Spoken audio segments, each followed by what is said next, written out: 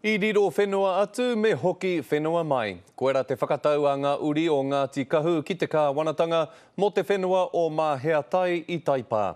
No te rangi nei, he noho noiho, he tatari te mahi a ngā kai whakatā ute ute, mei kore noa e tūpono ka aro te kāwanatanga ki o rātou hia.